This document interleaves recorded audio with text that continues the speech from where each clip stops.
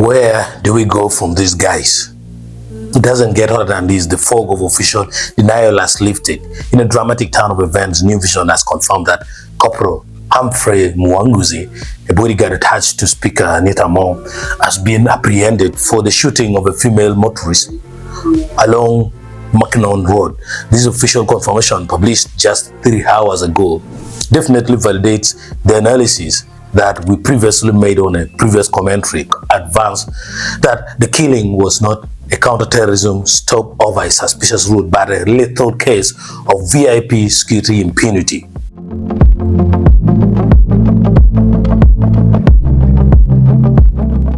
According to New Vision's Stuart Yiga, Kampala Metropolitan Police spokesperson Rachel Kawala has now confirmed the arrest, stating, "We confirm a suspected shooting which allegedly resulted in the injury of a person.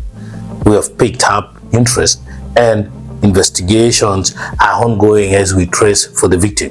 Crucially, police have seized a firearm used in the shooting, and preliminary investigations reveal the bodyguard first engaged in a verbal exchange with the driver for an as yet unestablished reason. Notably, the report had a detail likely intended to distance the speaker herself. She was reportedly in Bukedia district at the time.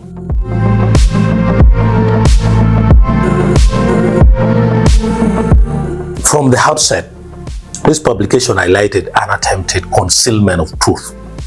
The initial Monitor Daily Nation narrative, clearly fed by security briefings, framed the incident around a suspicious route taken after church, implying the victim's driving triggered appropriate security response.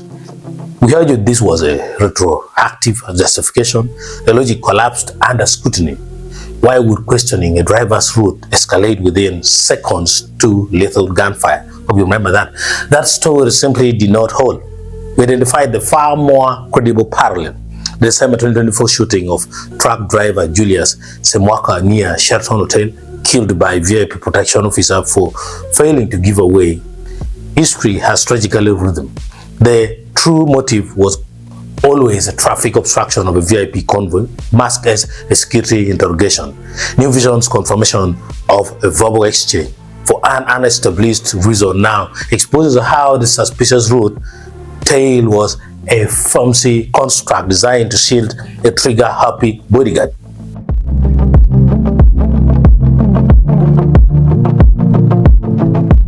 State Minister for Youth and Children Affairs Barihaga Bakenyi, whose earlier post provided the most scathing indirect indictment of the shooter's unprofessionalism, has responded to the arrest.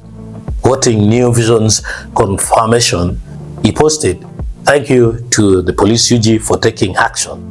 He reiterated the standard set by the Special Forces Command, which apprehends rather than kills, and offered prayers for the victim's recovery. His approval for the arrest underscores that the security establishment itself recognized the indefensibility of the shooting once the bodyguard's identity became undeniable. The Bible verse he included, Psalm 9:9, "The Lord is a refuge for the oppressed," transforms his reaction from mere political commentary into a more conclusion on the matter.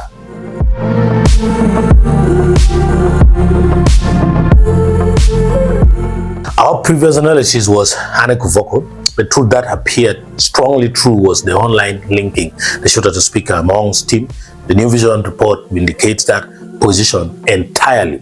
The bodyguard has been arrested, his firearm seized, and the suspicious route narrative lies in tatters. The public now awaits full disclosure of the unestablished reason for the verbal exchange and justice for the victim recovering in hospital. For now, one thing is certain: without citizen journalism, and I repeat, without citizen journalism and persistent scrutiny, Corporal Mwanguzi might have vanished just like Charles Bart did in December 2024. This time, the concealing fog has been pierced.